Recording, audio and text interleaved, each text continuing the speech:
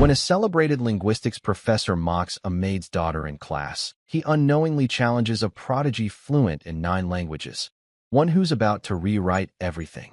Just write something, anything, in Japanese, he said, smiling that smile people use when they think they're untouchable. What happened next would silence one of the most powerful voices in academia. In a room built for brilliance, a girl no one was supposed to notice picked up a single piece of chalk. 14 years old. The maid's daughter. The wrong person in the wrong place, until she wasn't.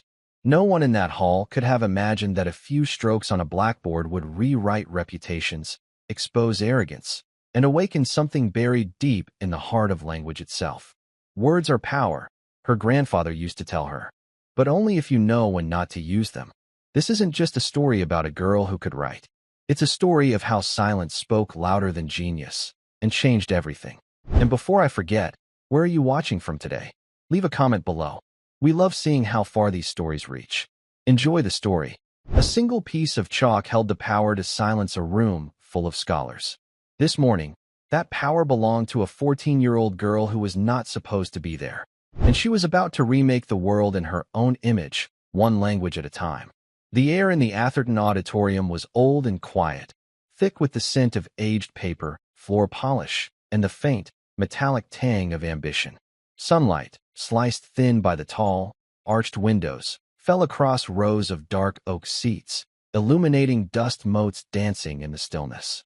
On the stage, a man stood as if he were carved from the same wood as the podium before him. This was Professor Wallace Thorne, a man whose reputation for brilliance was exceeded only by his reputation for arrogance. His silver hair was perfectly combed. His tweed jacket was perfectly tailored. His lecture on the subtle complexities of Japanese syntax was, in his own mind, perfectly delivered. He spoke to a captive audience of linguistics students, their faces a mix of earnest concentration and quiet reverence. They scribbled notes furiously, trying to capture the pearls of wisdom that fell from his lips. Professor Thorne enjoyed this. He saw himself not as a teacher, but as a gatekeeper of knowledge, and he guarded his gate with a fierce and petty pride. In the back of the grand hall, near the heavy double doors, 2 figures stood in the shadows, their presence a quiet counterpoint to the professor's booming voice. Helen carried a silver tray with a porcelain teapot and cups for the faculty members seated in the front row. Her movements were practiced and efficient, designed to be unnoticed. She was a woman who had spent a lifetime perfecting the art of invisibility. At her side, her daughter, Abigail, held her mother's worn handbag. Abigail was 14. Her blonde hair, a simple braid down her back, seemed to capture what little light reached the back of the auditorium. She was slight of frame, dressed in a plain blue dress that had been washed so many times it had softened to the color of a twilight sky. She did not look at the professor. Her eyes moved over the room, taking in the architecture, the vaulted ceiling, the faces of the students. She was not intimidated by the grandeur of the place. She was simply an observer, cataloging details with a stillness that was unusual for a girl her age. Her mother had told her to wait by the door. "It will only be a moment, Abby," she had whispered in the hallway, her voice warm but tired. "I'll just serve the tea, and we can go." But a faculty assistant had insisted they bring the service directly inside during a brief pause. And so, they found themselves on the edge of Professor Thorne's world, a world that was not meant for them. Professor Thorne paused his lecture, taking a sip of water. His eyes scanned the room, and for the first time, they landed on the 2 figures in the back. He saw Helen, the maid, with her tray. Then his gaze shifted to the young girl beside her. He saw the plain dress, the simple braid, the way she stood quietly, holding a handbag. A small, cruel smile touched the corners of his mouth. It was an opportunity too perfect to resist. A little performance to liven up the dry subject matter. The mid-lecture refreshment," he announced, his voice dripping with condescension. "A welcome tradition." Helen moved forward silently, her eyes downcast. She began to place the cups and saucers on the small table reserved for the faculty. Abigail remained by the door, waiting patiently. "And who is this?" Professor Thorne asked, his voice echoing slightly in the large room. He pointed a long, manicured finger toward Abigail. "A new student, perhaps, eager to begin her scholarly journey." A few nervous titters rippled through the first few rows of students. They knew the professor's moods. They recognized the predatory glint in his eye. Helen paused, her hand hovering over a teacup.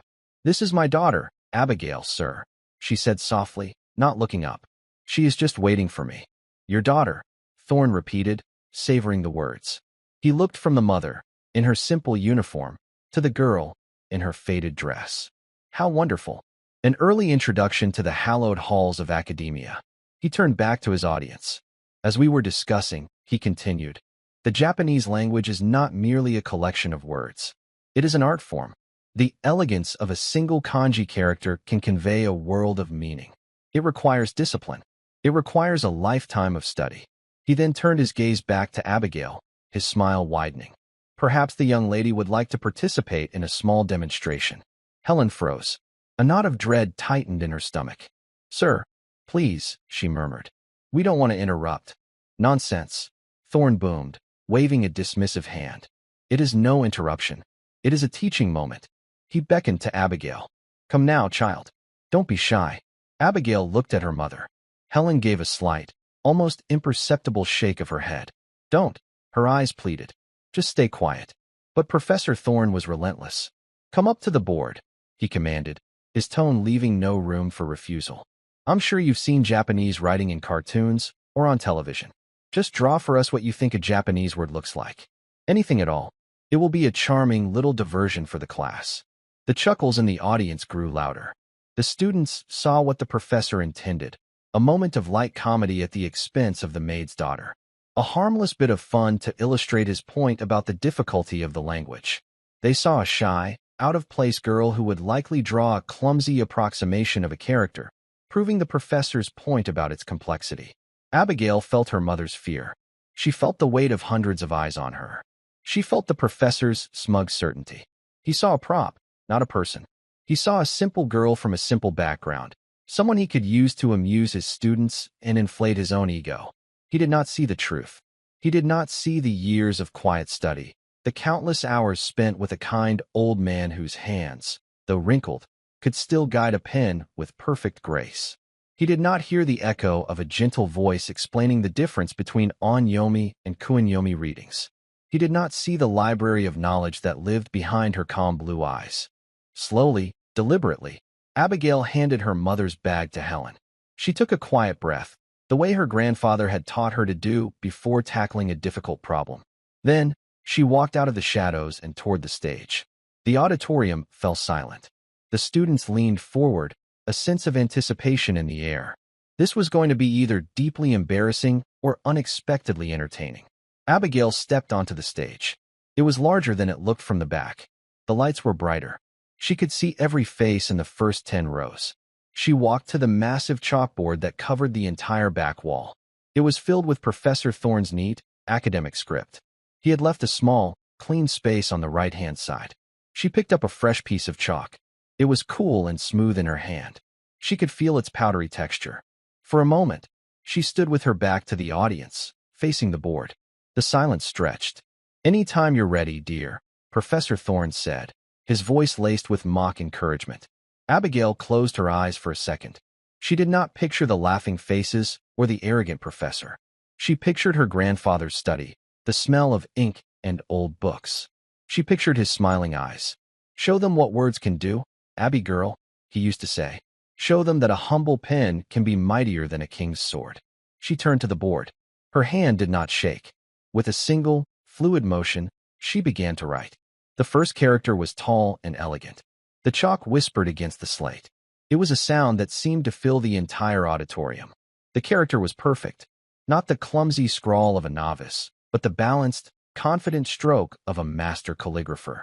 The radicals were perfectly proportioned. The lines had weight and grace. Professor Thorne's smile faltered. His eyebrows drew together in a faint line of confusion. That was surprisingly accurate. A lucky guess, perhaps. But Abigail did not stop. She continued, her movements economical and precise. Next to the first character, she drew another, and then a third, and a final one. And it was there. A quiet heart is a treasure. She did not write in the blocky, printed style of a textbook. She wrote in a semi-cursive script, with a flow and an artistry that spoke of deep familiarity. When she was finished, She placed the chalk back in the tray. She did not look at the professor. She simply stood by the board, her work complete. A ripple of murmurs went through the room. A student in the front row, a graduate student who had spent 2 summers studying in Kyoto, whispered to his neighbor, "My God, that's not just writing. That's shodo. That's art." Professor Thorne stared at the board. His mind struggled to process what he was seeing. The phrase was a simple proverb, but the execution was flawless. He had seen professional calligraphers with less skill. He cleared his throat, trying to reclaim control of the situation. "Well," he began, his voice a little tight. "A very neat presentation. Clearly you have an artistic flair. A good copy of something you have seen, no doubt."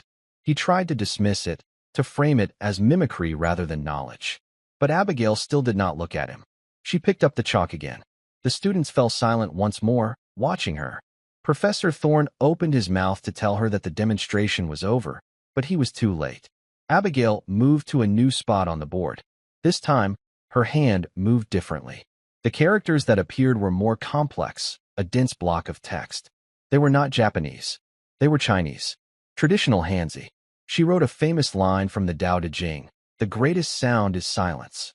The greatest form has no shape." The meaning was not lost on the graduate students. It was a direct, philosophical rebuke. A quiet girl, a formless presence in the back of the room, was creating something profound. Professor Thorne was now visibly stunned. The condescending smile was gone, replaced by a mask of disbelief. Japanese and Chinese shared many characters, but the stylistic conventions and grammatical context were different. To write both, with such confidence, was not the work of a hobbyist. "What is the meaning of this?" he demanded, his voice losing its smooth, authoritative edge. Abigail finished the line and, without pausing, moved again. This time, she began to write in the clean, elegant circles and lines of Korean Hangul. The script was completely different, a phonetic alphabet of stunning simplicity and beauty. She wrote a single sentence: "The truth speaks loudest in silence." By now, the auditorium was so quiet you could hear the gentle hum of the overhead lights. The students were no longer watching the professor.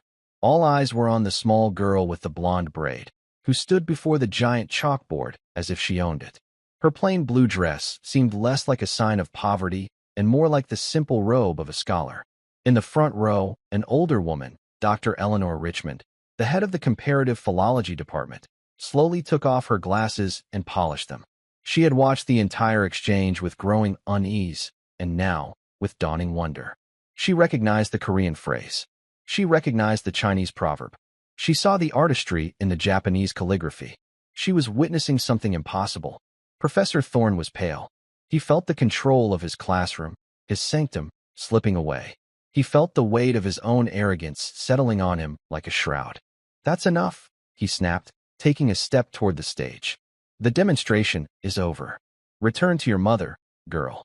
His voice was sharp, but it lacked conviction. It was the bluster of a man who had been completely and utterly outmaneuvered.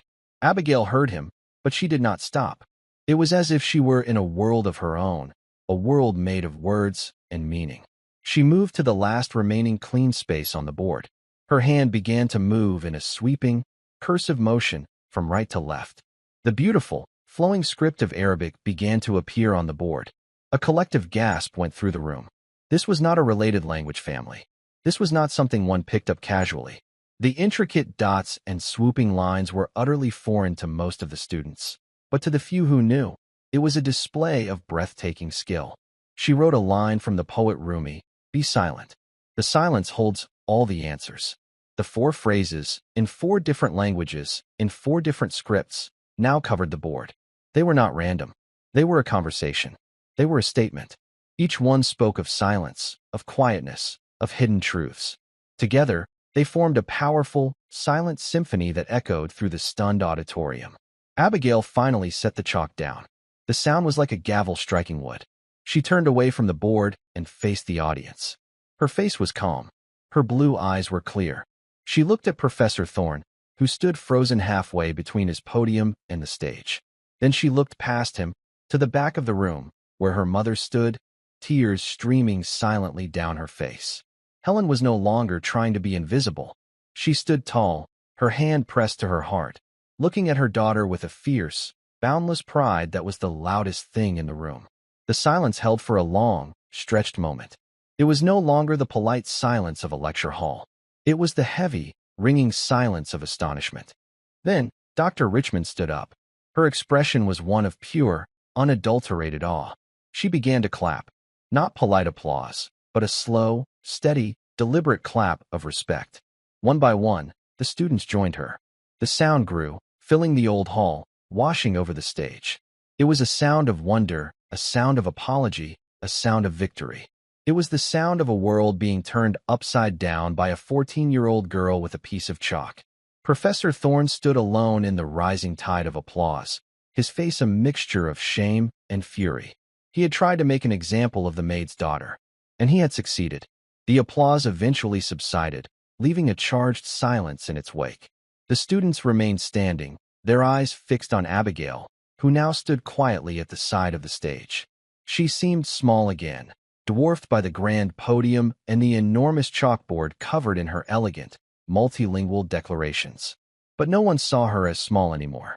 Professor Thorne, looking utterly deflated, retreated to his podium as if seeking refuge. He shuffled his papers, cleared his throat, but no words came.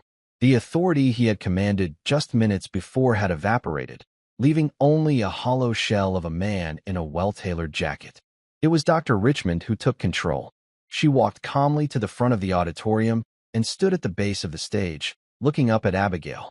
Her voice was gentle, devoid of any of the condescension Abigail had just endured. It was the voice of a true scholar, filled with genuine curiosity. "Young lady," she began, her words clear and carrying. "My name is Dr. Eleanor Richmond. May I ask your name again?" "Abigail," she replied. Her voice was soft, but it did not tremble. "Abigail," Dr. Richmond repeated, a warm smile gracing her lips. "That was an extraordinary display. Truly extraordinary. The proverbs you chose, they were not just random phrases. They were connected.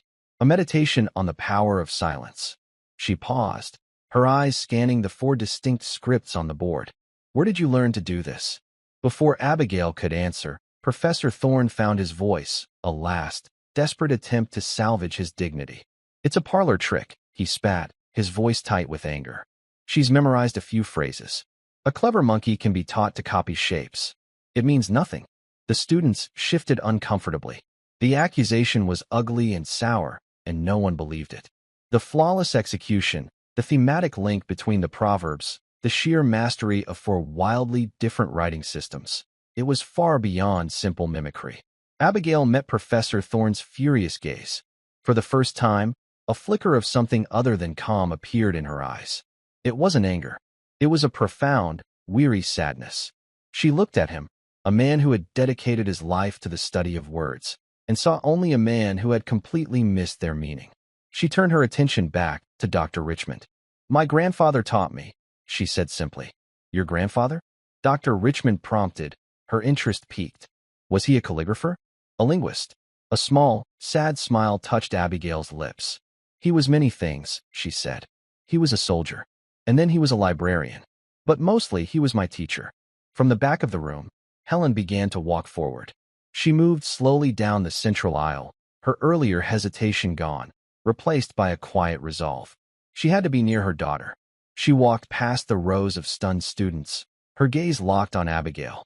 Her grandfather was Sergeant Michael Callahan, Helen said, her voice trembling slightly, but filled with an undeniable pride. The name meant nothing to the students, but Dr. Richmond's eyes widened in recognition. "Michael Callahan?" she breathed, a hand going to her throat. "The ghost of Jiongi." A few of the older faculty members in the front row began to whisper amongst themselves. The name was not widely known to the public, but in certain academic and military circles, it was the stuff of legend. Michael Callahan was a cryptographer and a forward reconnaissance linguist during the Korean War. He was a man who could slip behind enemy lines armed with little more than his knowledge of half a dozen languages and dialects. He had intercepted communications, translated captured documents under fire, and negotiated with local informants in their own tongue. His work had saved hundreds of lives, but it had all been classified, his name buried in sealed government files for decades. He was a quiet hero from a forgotten part of a forgotten war. He passed away 2 years ago. Helen continued, reaching the stage and taking her daughter's hand. He raised Abby after her father left. He didn't have much money, but he had books, hundreds of them, in every language you can imagine. Abigail squeezed her mother's hand. She looked at the sea of faces before her, and for the first time, she decided to let them see. Not just the writing, but the reason for it. He didn't teach me just to write, Abigail explained, her voice gaining strength. He taught me to listen. He said that every language is a different room in the same house. To understand people, you have to be willing to walk into their room and sit with them for a while. She took a step forward, her eyes scanning the board. He started with Japanese. He learned it from a fellow soldier who was Nisei from California. He told me that beauty can be found even in the darkest of times. The kanji for a quiet heart is a treasure. He learned that in a prisoner of war camp. The mood in the room shifted from awe to a deep, profound respect. This was no longer an academic curiosity. It was a story of survival, of history, of a legacy being passed down through generations. The Chinese, she continued, pointing to the elegant characters. He learned from scrolls he helped recover from a monastery that had been bombed. He said the monks taught him that the most important things are often unseen. She gestured to the Korean Hangul. He loved Korean. He said it was the most logical and beautiful alphabet ever created. He learned it from the villagers who hid him when he was wounded. He said they shared their food with him when they had nothing, and they taught him that truth doesn't need a loud voice to be heard. Finally, her gaze rested on the flowing Arabic script. This one was different. He didn't learn this in a war. He learned it much later in his life, from a doctor who treated him at the Veterans Hospital. Dr. Amid was from Syria. They would spend hours talking, sharing stories. My grandfather said Dr. Amid taught him that true wisdom begins with listening. She had laid bare the soul of her knowledge. It wasn't a party trick. It was a testament. It was her grandfather's entire life, written in chalk on a blackboard. Professor Thorne stood by his podium, utterly defeated. His world of academic theory, of syntax and semantics, had been washed away by a tide of real human experience. His lecture had been about the purity of a language, about guarding it from outside influence. And here was a child showing that languages were not fortresses to be defended, but bridges to be crossed. They were messy, beautiful, and deeply human. But 4 languages, Dr. Richmond said, her voice still filled with wonder.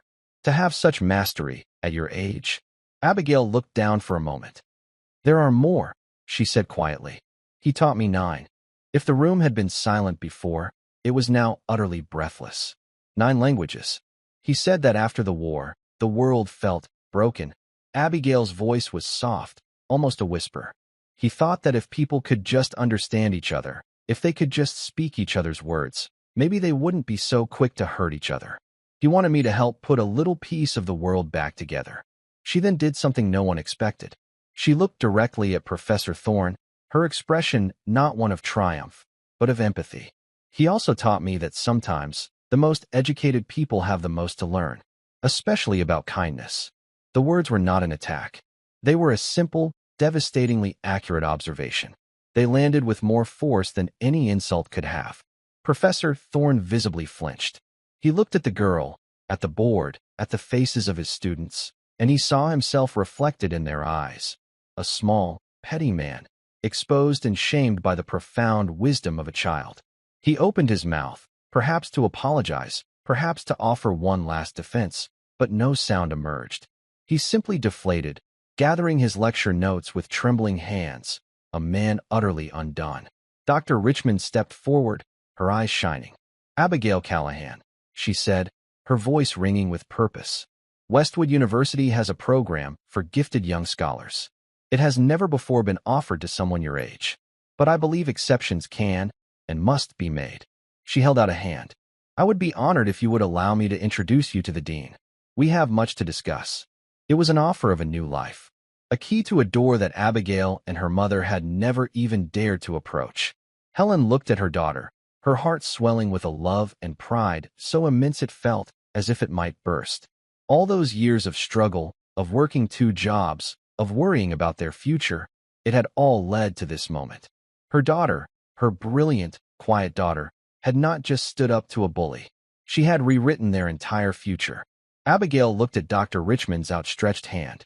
Then she looked at the faces of the students, who were now gazing at her with open admiration. She looked at the arrogant professor, now a diminished figure, and finally at the board, at her grandfather's legacy written in fleeting dust. She had come into the auditorium that morning as the maid's daughter, invisible and silent. She would walk out as Abigail Callahan, the girl who spoke in 9 languages, the girl who carried the wisdom of a quiet hero. She took Dr. Richmond's hand, and as she did, she felt the morning sun, now higher in the sky, fall warmly upon her face. The single, extraordinary morning was not over yet. A new chapter was just beginning. Abigail, her mother, and Dr. Richmond began to walk toward the exit, leaving Professor Thorne alone on his stage, a silent teacher in a room that had suddenly become his classroom. As they walked up the aisle, the students parted for them, creating a path. The whispers that followed were no longer filled with mockery, but with a hushed reverence. Did you see her hands? Not a single tremor. 9 languages. I can barely handle my French minor. That was the most incredible thing I've ever seen in a lecture hall. Professor Thorne watched them go, his knuckles white where he gripped the podium. His mind was a maelstrom of humiliation and disbelief. He had spent his entire career cultivating an aura of untouchable intellect. He had published papers, chaired committees, and sneered at the lesser minds he was forced to endure. And in less than 10 minutes, his entire world had been dismantled by a child with a piece of chalk. He stared at the board, at the phrases that condemned him. A quiet heart is a treasure. The greatest form has no shape. The truth speaks loudest in silence. Be silent. The silence holds all the answers. It wasn't just a linguistic demonstration, it was a narrative. A story told in 4 acts, and he was the villain. He felt a presence beside him and turned to see Professor Jenkins, a dry-witted historian who had been sitting in the front row. Jenkins was looking at the board with an unreadable expression. Remarkable, Jenkins said, his voice quiet. I haven't seen you this speechless since the provost rejected your paper on split infinitives. Thorne shot him a venomous glare. It was a trick, Robert. A rehearsed performance. Was it, Wallace? Jenkins said, turning to face him. The Arabic script was flawless. The Korean proverb was contextually perfect. The calligraphy alone would be the work of a decade of practice. And the girl's grandfather, Michael Callahan. I read the declassified files on his unit for my research on Cold War intelligence. The man wasn't just a linguist, he was a prodigy. It seems he passed it on. Jenkins gestured toward the board. You asked her to write something in Japanese to amuse the class. You wanted to make a point about how difficult and inaccessible knowledge is, how special people like us are for possessing it. He shook his head slowly. And she made a point of her own. That knowledge isn't a weapon for humiliating others. It's a legacy. It's a bridge. It's a story. Thorne had no reply. Jenkins's words were too true. He had always seen his intellect as a mark of superiority, a tool to establish his dominance. He collected languages the way a king collects jewels, to be displayed and admired, not to be used to connect with the common people. You underestimated her, Wallace, Jenkins said, his voice losing its mocking edge and taking on a note of pity. You looked at her mother's uniform and her simple dress, and you decided who she was before she ever picked up the chalk. That was your first mistake. Your second was giving her the chalk. With that, Jenkins turned and walked away, leaving Thorne alone with his thoughts and the damning evidence of his folly. Meanwhile, in the grand, sunlit corridor outside the auditorium, Dr. Richmond was speaking with Helen and Abigail. Her initial excitement had settled into a calm, focused determination. The Young Scholars Program is designed for university-level students, of course, she was explaining. But the charter allows for extraordinary exceptions. I think we can all agree that you qualify, Abigail. Helen was overwhelmed. A university program? But she hasn't even finished high school. We couldn't possibly afford. Helen, Dr. Richmond said gently, placing a hand on her arm. We are not talking about tuition. We are talking about a full scholarship. Stipends for books, housing, everything. The university would be gaining far more than it would be giving. A mind like your daughter's comes along once in a generation. Abigail was quiet, listening to the 2 women discuss her future as if it were a settled fact. Part of her felt a dizzying sense of hope. All those nights spent reading by a small lamp, devouring her grandfather's books, exploring worlds through their vocabularies and grammars. She had never imagined it could lead to this. It had always been a private world, a secret garden she shared only with his memory. But another part of her felt a pang of sadness. It was all happening so fast. Her grandfather had taught her about the world, but he had also taught her to be wary of it. He had seen how institutions, armies, governments, even universities, could try to own a person's gift to turn it into a tool for their own purposes. What would I have to do? Abigail asked, her first question about the practicalities of this new path. Dr. Richmond smiled, impressed by the girl's composure. You would study, of course, with mentors of your choosing. You would have access to the university's full resources, our libraries, our archives, our language labs. You would not be bound by a standard curriculum. Your education would be tailored to your abilities. In essence, we would be giving you the keys to the kingdom. And what does the kingdom want in return? Abigail asked, her blue eyes searching the professor's face. The question was so direct, so insightful, that it took Dr. Richmond by surprise. She paused before answering, choosing her words carefully. The university would, of course, hope that your work would one day reflect well upon it. Publications, research. But speaking for myself, she said, her voice softening, what I want is for you to have the chance your grandfather never did. The chance to use your gifts not in the shadows of war, but in the light of day. To build those bridges he spoke of. The answer seemed to satisfy Abigail. She nodded slowly. This was a purpose she could understand. Her mother, however, was still trying to grasp the new reality. All of this, from one morning? She whispered, looking from Dr. Richmond to her daughter. Sometimes, Dr. Richmond replied, her eyes twinkling. One morning is all it takes to change the world. Or at least, a small corner of it. Their conversation was interrupted by a tentative voice. Miss Callahan? They turned to see the graduate student from the front row, the one who had studied in Kyoto. He was a young man with earnest eyes and a stack of books clutched to his chest. Several other students hovered behind him. We just wanted to say, he stammered, that what you did in there was incredible. The calligraphy, the way you linked the proverbs. It was humbling. Another student, a young woman, stepped forward.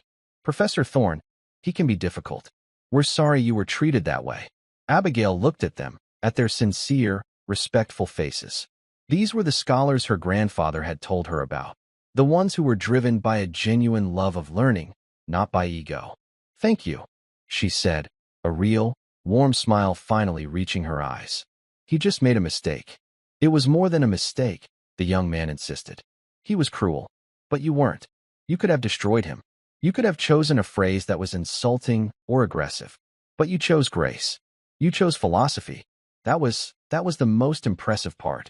Abigail simply nodded, accepting the compliment. In her mind, she heard her grandfather's voice again. There's no victory in humiliation, Abby girl. The best way to win an argument is to make the other person see a bigger truth. As the students began to ask her questions about the scripts, about her grandfather, about her methods, Abigail found herself talking, explaining, sharing the knowledge that had been her private sanctuary for so long. She was no longer just the maid's daughter. She was a teacher. She was a scholar. She was her grandfather's living legacy. Helen stood back, watching her daughter hold court with students twice her age. She saw the confidence, the quiet authority, the brilliant light that shone from within her. The little girl who used to hide behind her skirts was gone. In her place stood a young woman who could command a room with nothing more than her mind and her integrity. The morning was not yet over. The bells on the clock tower had not yet chimed for noon. But in the hushed, sun-drenched corridor of the linguistics building, a new world was being born, one word at a time. The small group of students dispersed as Dr. Richmond gently guided Abigail and Helen away from the auditorium's entrance and down a wide, marble-floored hallway. The air here was different, cooler and quieter. Portraits of stern-faced university presidents from centuries past watched them from the walls, their gazes seeming to follow the unlikely trio, the esteemed professor, the woman in the maid's uniform, and the girl with the universe of words behind her eyes. The dean's office is this way, Dr. Richmond said, her voice a reassuring presence in the echoing hall. Dean Morrison needs to hear about this immediately. What happened in that room? It was more than an academic event. Helen was still trying to process the whiplash of the last hour.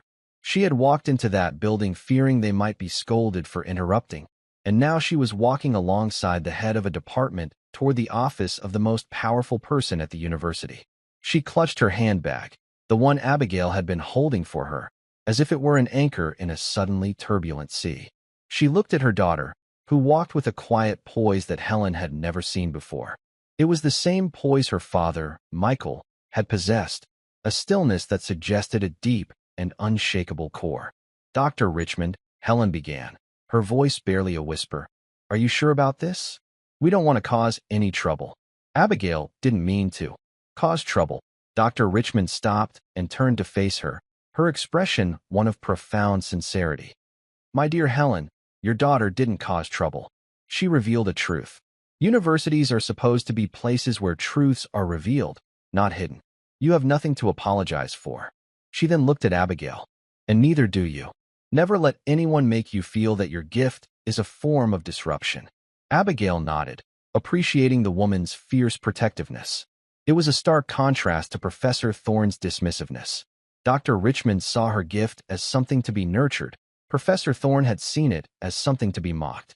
They arrived at a set of imposing oak doors with a simple brass plaque that read, "Office of the Dean." Dr. Richmond knocked once before pushing the door open and ushering them inside. The office was vast and flooded with light from a floor-to-ceiling bay window that overlooked the university's main quad. The walls were lined with books, not the well-worn paperbacks of Abigail's home, but leather-bound volumes that looked as old as the university itself. A large mahogany desk sat in the center of the room, behind which sat a man with a kind, weary face and a head of thinning gray hair. This was Dean Morrison. He stood up as they entered, his eyes immediately finding Abigail. He had clearly already received a message, as his expression was one of curiosity and anticipation rather than surprise. "Eleanor," he said, his voice warm. "Thank you for coming straight here." His gaze shifted to Helen and Abigail. "And you must be Mrs. Callahan and Abigail. Please, sit down." He gestured to two plush leather chairs that faced his desk. For Helen, sinking into the soft leather felt like entering another world. She sat on the very edge of the cushion, her back ramrod straight.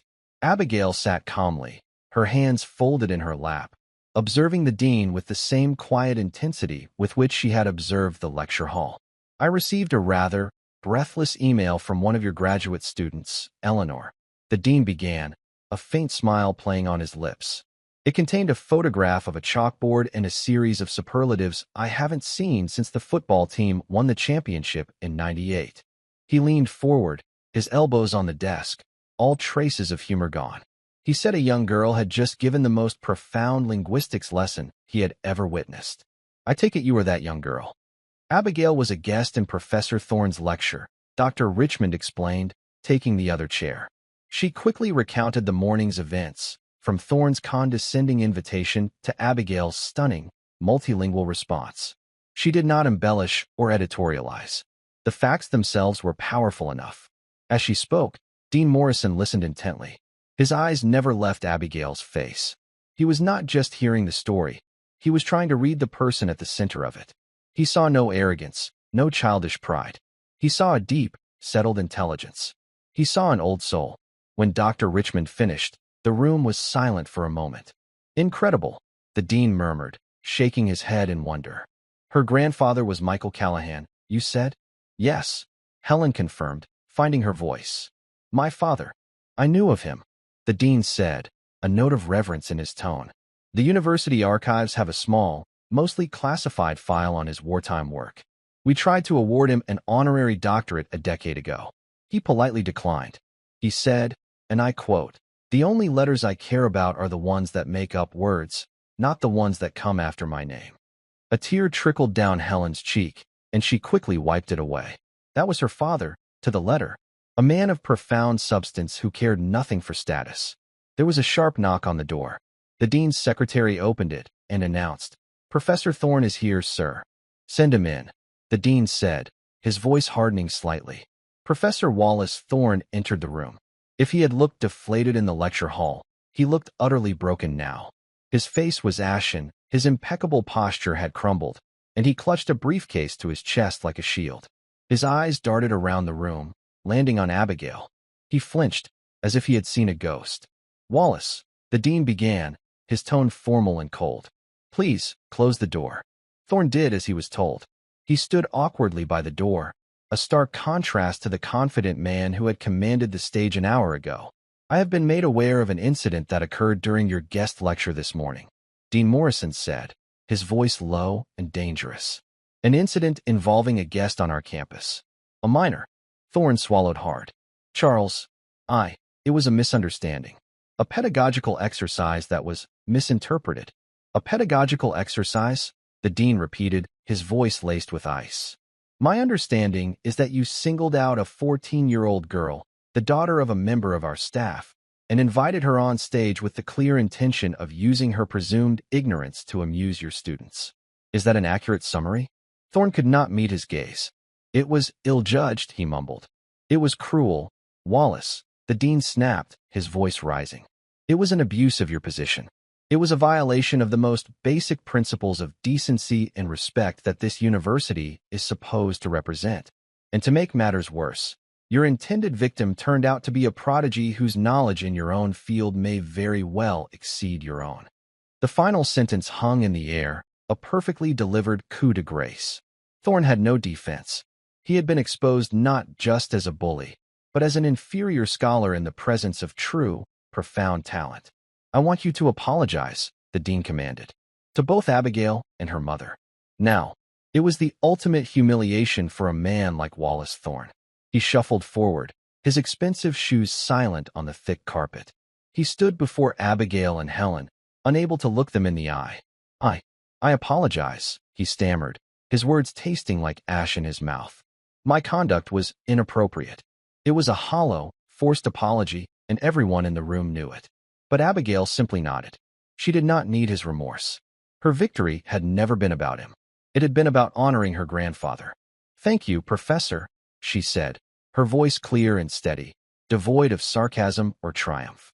The simple, dignified acceptance was, in its own way, more damning than any angry retort could have been. It placed her on a different plane entirely, one he could never hope to reach. "You can go now, Wallace," the dean said, his voice a clear dismissal. "We will discuss the future of your guest lectureship later. I suggest you take the rest of the day to reflect on the difference between education and arrogance." Without another word, Thorne turned and fled the office, the heavy oak door clicking shut behind him, sealing his disgrace. The tension in the room dissipated instantly. Dean Morrison let out a long breath and turned his attention back to Abigail, his expression softening once more. "Now," he said, a genuine smile returning to his face, "let's talk about your future. Dr. Richmond has recommended you for immediate admission into the Young Scholars Program. As you may have heard, this is unprecedented. But your situation is, to put it mildly, unprecedented." He opened a drawer in his desk and pulled out a folder. "This program comes with a full, 4-year scholarship covering all tuition and fees. It includes a stipend for living expenses, a book allowance, and on-campus housing, should you want it. You would be assigned a primary mentor. I suspect Dr. Richmond would be first in line for that honor. And you would be free to audit any class in this university, at any level, while we design a personalized curriculum for you." Helen gasped. It was more than she had ever dared to dream of for her daughter. It was a golden ticket, a key to a world she had only ever been able to clean and serve. The years of scrimping and saving, of working until her bones ached, had suddenly been rendered unnecessary by her daughter's brilliant mind. The relief was so overwhelming that she began to cry, silent tears of joy and gratitude streaming down her face. Abigail reached over and took her mother's hand. She looked at the dean, her expression serious.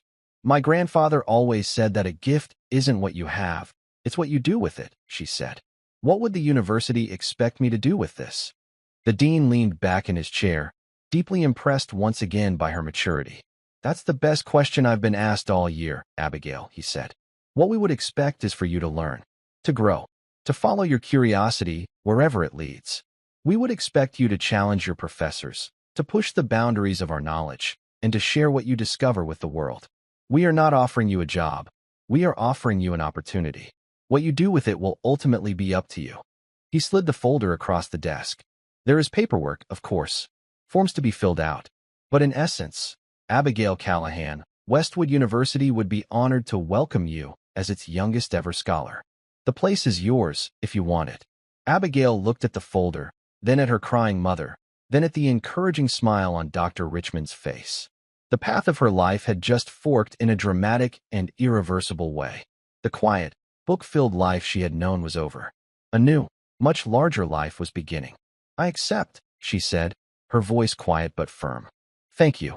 The walk from the dean's office back across the manicured lawns of the campus was surreal. The mid-morning sun was warm on their faces.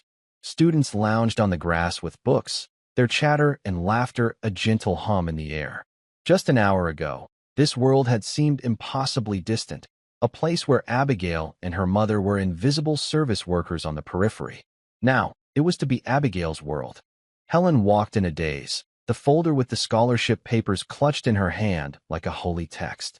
She kept opening it and rereading the first page, as if to convince herself it was real. "A full scholarship," she murmured for the 10th time. "Abby, do you understand what this means? You'll never have to worry. You can just learn." "I know, Mom," Abigail said softly, slipping her arm through her mother's. She could feel the tremors of emotion running through her. They stopped beneath the shade of a large oak tree near the edge of campus. The imposing stone buildings of the university were behind them now, and the familiar, bustling streets of the town were ahead. It felt like standing on a border between two countries. "Your grandfather would be so proud," Helen said, her voice thick with emotion. "He always knew. He always said you had a special mind." She looked at her daughter, really looked at her, as if seeing her for the first time. "I remember when you were 6.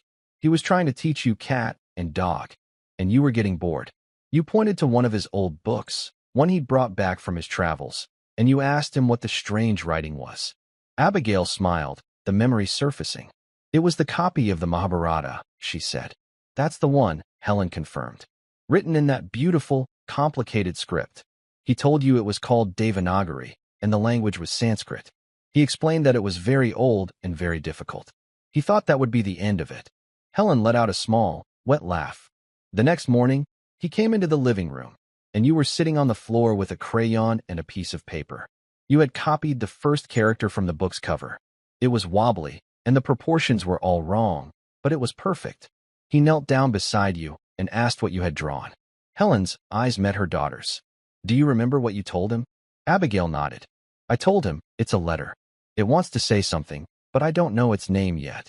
"That's right," Helen whispered, her hand tightening on Abigail's arm. "That's when he knew. He looked at me, and his eyes were so full of wonder. He said, 'Helen, she doesn't just see shapes. She hears the music in them.' From that day on, he never taught you like a child again. He taught you like a fellow traveler, a fellow explorer of words."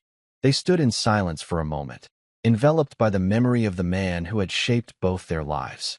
He was gone, but his legacy was so powerfully alive in that moment that it felt as if he were standing there with them, a proud and loving ghost under the old oak tree. "I'm scared, Abby," Helen confessed, her voice dropping to a whisper. "This is such a big world. These people, they're not like us. They're just people, Mom," Abigail replied, her own voice steady, a comforting anchor. "Some are like Professor Thorne. Some are like Dr. Richmond. We just have to learn to tell the difference. Grandfather taught me how." "How?" "You listen," Abigail said simply. "You listen not just to what they say, but to the words they don't use. You look at their grammar. People who use a lot of commands and declarations, they think they own the world. People who ask questions, they're the ones who are still learning. I'll stick with the learners." Helen looked at her 14-year-old daughter and felt a wave of awe. When had she become so wise? She had been so busy working to keep a roof over their heads and food on the table that she had failed to see the incredible woman her daughter was already becoming. "Come on," Abigail said, giving her mother's arm a gentle tug. "Let's go home. I think we've had enough excitement for one morning." As they stepped off the curb and left the university grounds behind, it felt less like a departure and more like a promise. A promise that they would be back, not as servants, but as equals. The Callahan family was returning to the world, and this time, they would not be invisible.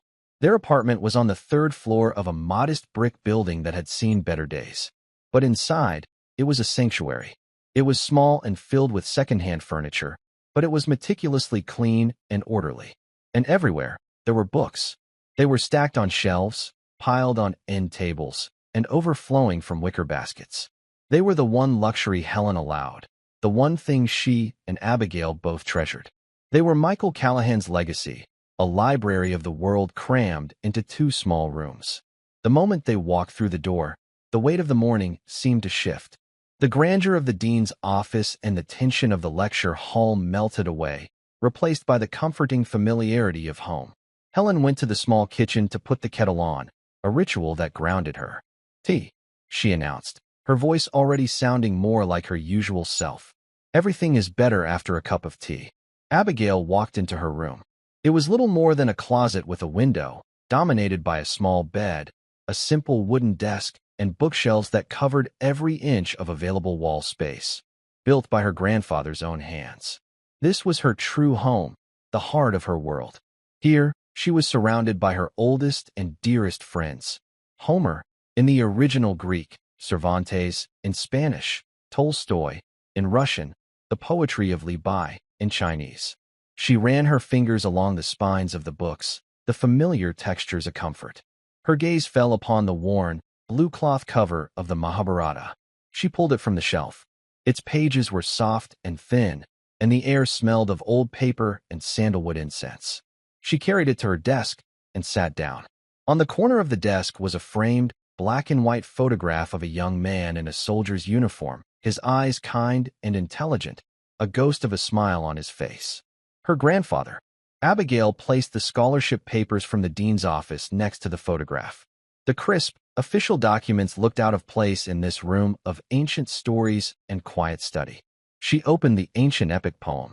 Her grandfather had told her that Sanskrit was the language of the universe's vibrations, a perfect language where sound and meaning were intrinsically linked. He had only begun to teach it to her in the last year of his life, and she had continued to study it on her own, feeling it was her most direct connection to him. It was more than a language. It was a form of meditation. She picked up a pen and a blank notebook. She didn't think about Professor Thorne or Dean Morrison or the life-changing offer she had just accepted. She cleared her mind, just as her grandfather had taught her to do. She focused only on the present moment, on the feel of the pen in her hand, the texture of the paper, the sound of the kettle beginning to whistle in the other room. Then, she began to write. She wasn't copying from the book. She was forming the letters from memory, letting them flow onto the page. The Devanagari script was a thing of beauty, with its strong horizontal line from which the characters hung like intricate jewels. She wrote a single word, Shani, peace, then another, Jnana, knowledge, and a final one, Dharma, one's true purpose, the right way of living. Peace, knowledge, purpose. This was the language her grandfather had saved for last. He said that after she had learned to speak to the world in all its modern tongues, she needed to learn the language that spoke to the soul. As she wrote, the turmoil of the morning finally settled within her. The humiliation she had felt on her mother's behalf, the shock of the confrontation, the dizzying prospect of her new future, it all coalesced into a single, clear feeling, gratitude. She was grateful for the arrogant professor, because without his cruelty, her gift might have remained hidden. She was grateful for Dr. Richmond and the dean, for they had seen her and not a caricature. Most of all, she was grateful for the quiet man in the photograph, who had given her not just languages, but a philosophy for living. He had armed her for a battle she hadn't even known she would have to fight. Helen appeared in the doorway, holding 2 steaming mugs of tea. She didn't speak, just stood and watched her daughter for a moment. She saw the intense focus, the graceful movement of her hand, the way she seemed to be in a world of her own. The Sanskrit was the one language Helen didn't recognize, the one that felt the most sacred and mysterious. It was the final, private conversation between her daughter and her father. She walked in and placed a mug on the desk. "What are you writing?" she asked softly. Abigail looked up from her notebook, her blue eyes calm and clear. "I'm just reminding myself of the things that matter." She slid the notebook toward her mother. Helen looked at the 3 beautiful, alien words. Peace, Abigail translated. Knowledge, and purpose. Helen put her hand on her daughter's shoulder, her heart full. This was the result of Michael Callahan's life's work. Not just a granddaughter who could speak 9 languages, but one who understood the meaning behind the words. From outside, the sound of the university's clock tower began to chime, the deep, resonant bells marking the hour. 1, 2, 3, all the way to 12. Noon. The morning was over. Abigail looked from her notebook to the official papers, and finally to her grandfather's smiling face. A new journey was about to begin, a path paved with the words of the entire world. And she was ready to walk it. And that's where we'll end the story for now. Whenever I share one of these, I hope it gives you a chance to step out of the everyday and just drift for a bit. I'd love to know what you were doing while listening. Maybe relaxing after work, on a late-night drive, or just winding down. Drop a line in the comments. I really do read them all. And if you want to make sure we cross paths again, hitting like and subscribing makes a huge difference. We are always trying to improve our stories, so feel free to also drop your feedback in the comment section below. Thanks for spending this time with me.